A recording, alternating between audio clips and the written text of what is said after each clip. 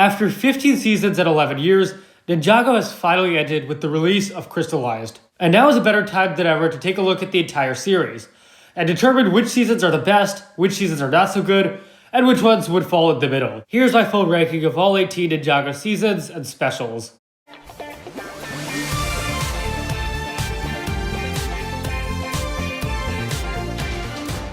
Hey guys, welcome back to the channel.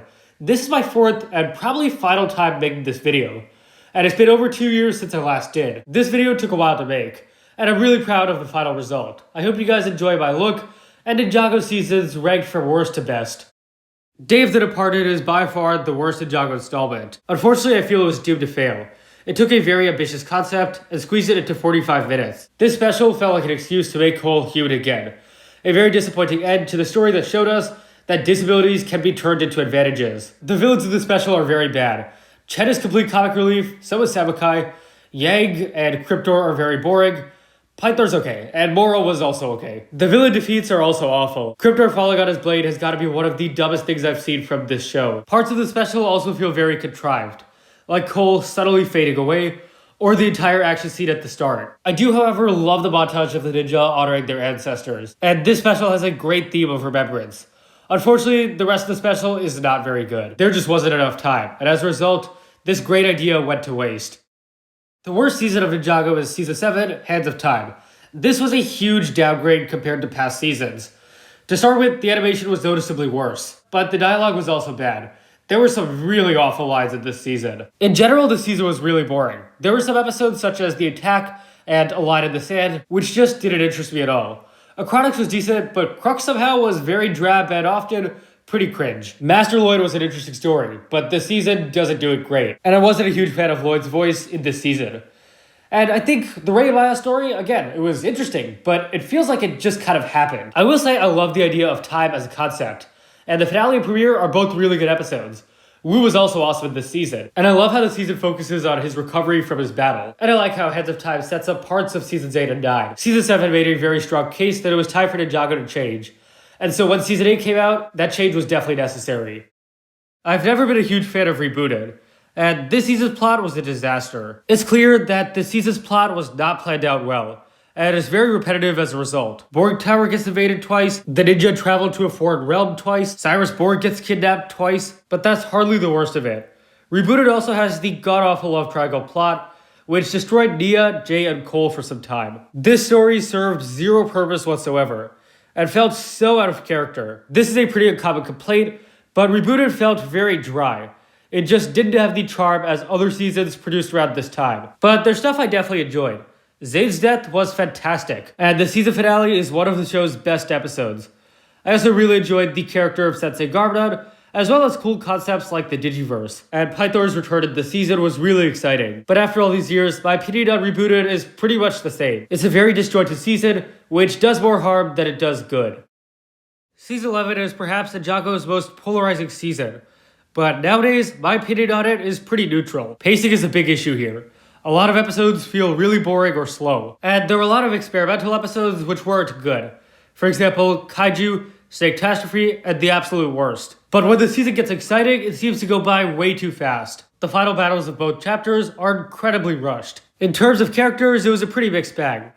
Lloyd's story was a great conclusion to his trust arc. I also enjoyed Zane's prominence and the creativity of him being the Ice Emperor. But then you have Kai, whose power arc was pretty messy, and just not very compelling, and Nia, whose story was interesting, but not focused on enough. The villains were also mixed, Asphira was very annoying, but Vex and the Ice Emperor were both pretty good. I don't dislike this season as much as I used to, but there's still a ton of missed potential. This season was mainly focused on testing out its new format, and as a result, a lot of awesome concepts, like Forbidden Spinjitzu itself, didn't get enough attention.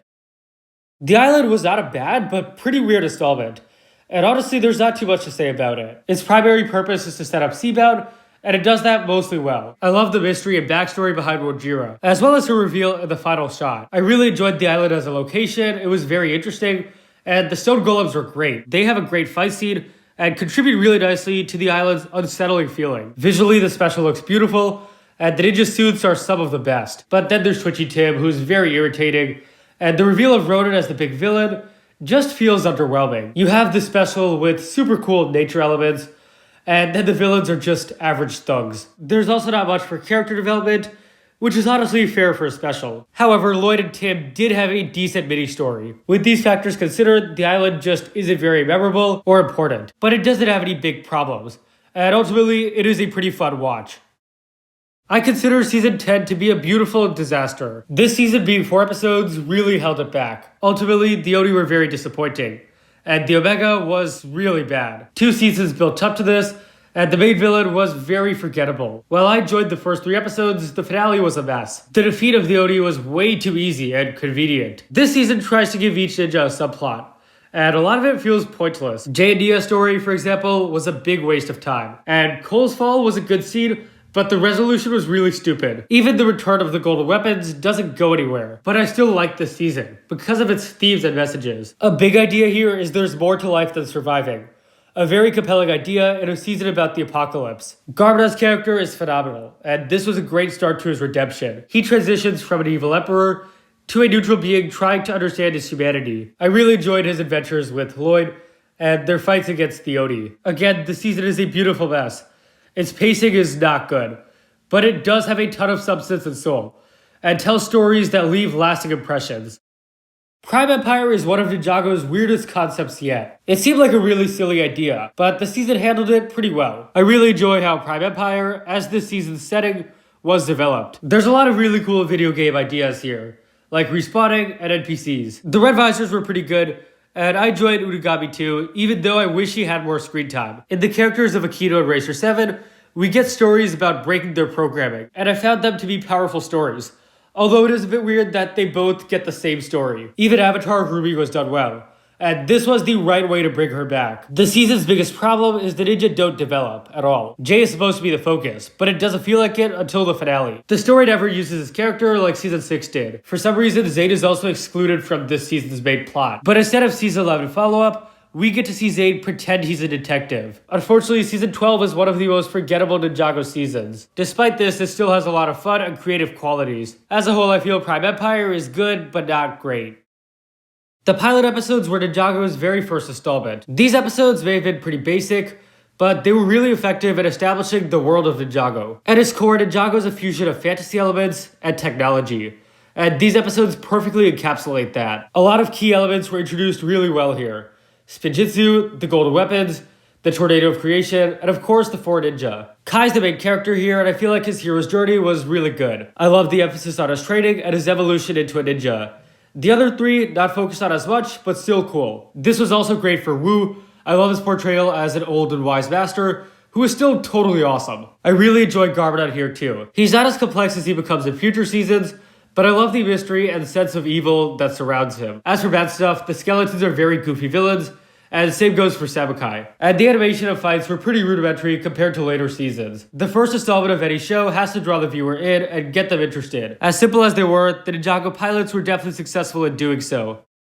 Crystalized was Ninjago's most recent and final season, and in some ways it was a total disappointment. Ruby is revived for no reason. She's significantly dumbed down, and the writers just misunderstood her character. Compared to her season 9 death, her redemption was truly unsatisfying. Nia's arc, if you could even call it that, sucks as well. There was an opportunity for a great story here, but the character just goes back to normal. Lloyd's Oni story was also a letdown. It feels like he doesn't learn anything here. And the finale was very generic for a season of such high stakes. But the reason I ultimately like Crystalized is because of its first part. I really enjoyed the build-up to the Crystal Council and the Overlord. It was really fun to see these villains return, and the Overlord was a good main villain. This season also offers a strong conclusion to Garmadon's character and his redemption arc, and I love the metaphor with Christopher. Conceptually, Crystallized is a very whole conclusion, and I appreciate how it ties together so many different seasons. Part 1 definitely elevates this season, but Part 2, not so good. I feel like Crystallized is more focused on telling a happy, feel-good story than a strong story. Crystallized ends up being a decent season, but given its excellent concepts, it should have been much better. Like Crystalized, Season 2 was divided into 2 parts. Its first half was the notorious filler episodes, and these were a mixed bag. Some of these episodes were definitely fun to watch, such as Ninja Ball Run, and as confusing as it was, Wrong Place, Wrong Time. Other episodes, like Double Trouble and the season premiere, not as good. The problem is each episode is kind of its own thing, and there isn't much connection. Also, this was a very underwhelming way to use the mega weapon. But the second half is better. All these years later, the final battle arc is still really exciting. The build up towards that final battle is really strong. I love the introduction of the Overlord, who at first is portrayed as mysterious, but as the season progresses, he becomes a worse threat. He's generic, but I think he's a good antagonist. I also enjoy the introductions of Dr. Julian and Misako. I enjoy their presence, and I feel they contribute nicely to the story. However, Lloyd is the main character, and in this season, he really matures and steps up. This season explains why he deserves to be the Green Ninja. In hindsight, the final battle is definitely convenient, but Lloyd's victory still feels earned. It's an awesome triumph of light over evil, and the culmination of what the show had been building up towards. Season 2 isn't an incredible season, but unlike seasons 10 and 15, it definitely is a satisfying end to the show. And now we transition from good to great seasons. Season 1 is an excellent foundation season, and it provides a meaningful story for every character. I found Zane's story especially compelling, and I love how he has to accept himself as a robot. I also enjoyed Cole reconciling with his father, as well as the Green Ninja story. For people who were watching at the time, this story was really fun to watch unfold. The 4 true potentials are all fantastic scenes.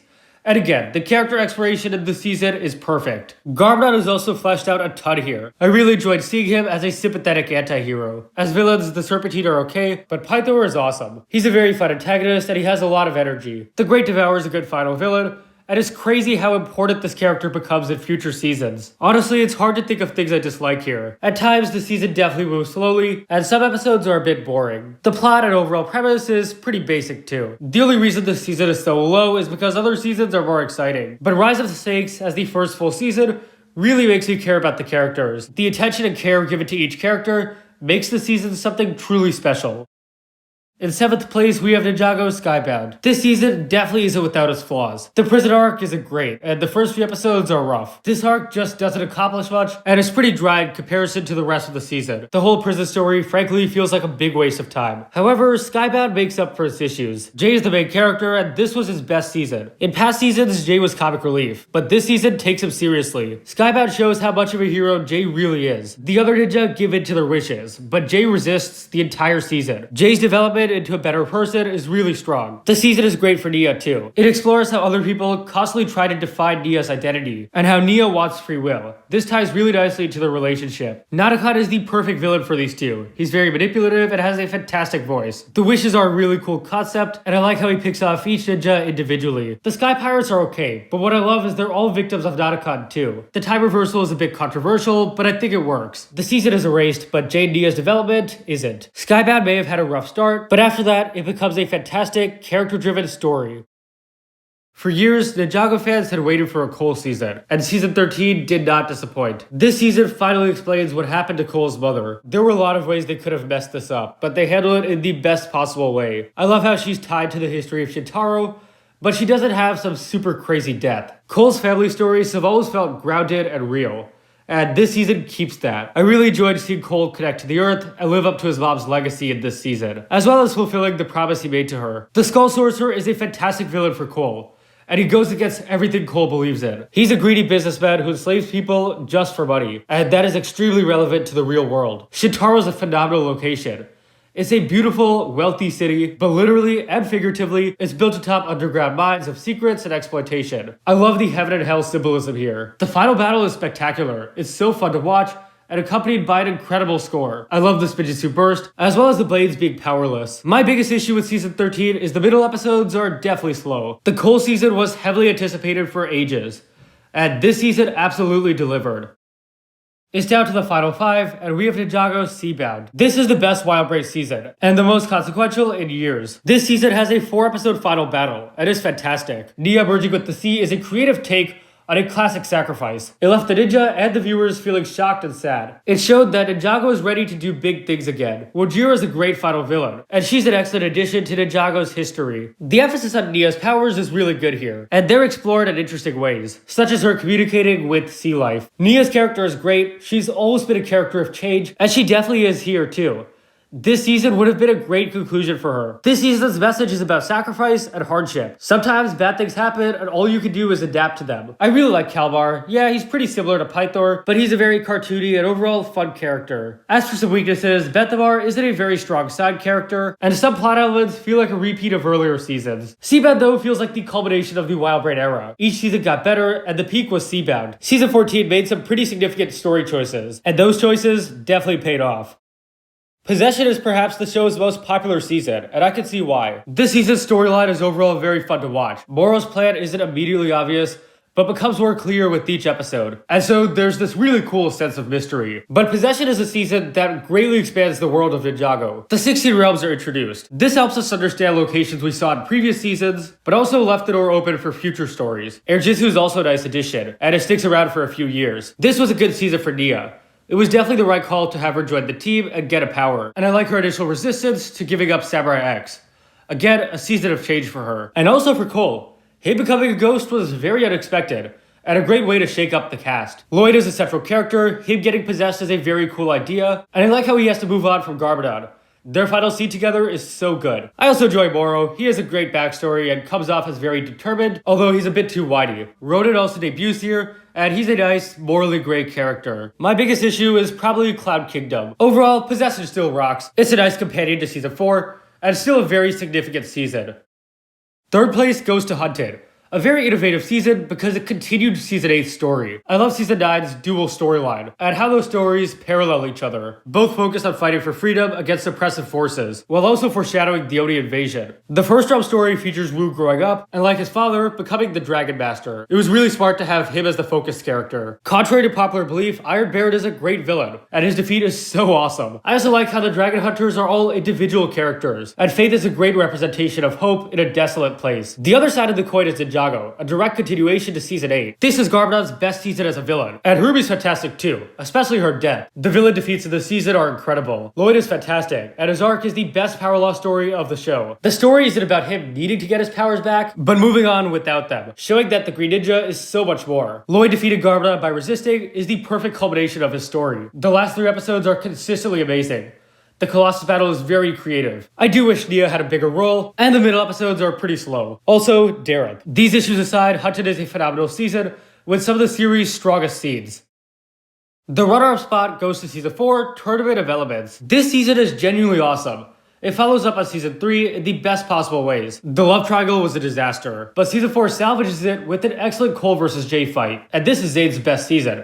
I love how his return is the catalyst for Season 4. Upon returning, Zane is scared, confused, fearful, he's lost his strength and who he is. Zane has to regain those in this season, and it's a very powerful story. Lloyd and Garmadon were also solid in this season, and Garmadon's sacrifice was a great ending that represented the show's transition to a new era. I love Cole's story of freeing the prisoners, Kai's jealousy about the Green Ninja, and Nia's spy mission. This was the last season where every ninja had an interesting and strong story. Chen is also a great villain. He's pretty unconventional in that he appears to be goofy, but he's also a power-hungry crime boss who wants conflict. I love the Serpentine War backstory. This season revisits the Serpentine, but adds a ton more, especially the Anacondrae. Similar to Season 5, this season really changes Ninjago, the biggest example being the Elemental Masters. And the entire tournament plot is just such a unique concept. It works really well. Season 4 is a very complex season. There's a lot going on, but it handles it very nicely. However, there is one better. The best season of Ninjago is Season 8, Sons of Garmadon. Season 8 was a fresh start for Ninjago, and it offered a more mature and darker tone. This is Lloyd's best season. His new voice is great, and he feels much more serious as a character. He also pairs up well with Harumi, who's a phenomenal villain. She's a mentally twisted and sadistic villain, who blames the ninja for her parents' deaths. And I love how she believes she's doing the right thing. Harumi's betrayal and manipulation leaves a huge impact on Lloyd for years to come. She's also the first villain to actually win. And that's why the finale is so shocking. The ninja lose. Garmadon's revival could have been awful, but the season blew away expectations. When he comes back, he's pretty much a mindless zombie, but he's also 100% evil. We finally have a version of Garmadon that doesn't hesitate. And his fight with Lloyd is the best fight of the entire show. It's very tragic and really cements the impact of his return. There's also the introduction of the Oni and Dragon. This was a game-changing concept. The return of Wu is interesting too, and Cole's story is awesome. And I love his role as Wu's caretaker. His flashback is very meaningful as well. Mr. E's a nice addition, I wish he had an actual identity, but he's still pretty cool. And Pixel's return in physical form was long overdue, and done nicely. Season 8 is also beautifully animated. There's a clear improvement. It's still insane to me how incredible this season is. It recognized that the viewers were growing up and evolved with them. Sons of Garmadon is a masterpiece of a season. And for these reasons, it's my favorite season of Ninjago. That brings an end to our look at every Ninjago installment, ranked from worst to best. Thank you all so much for watching. If you enjoyed, be sure to leave a like, subscribe, share with anyone and everyone you know, and comment your rankings of the seasons below, and I'll see you guys next time.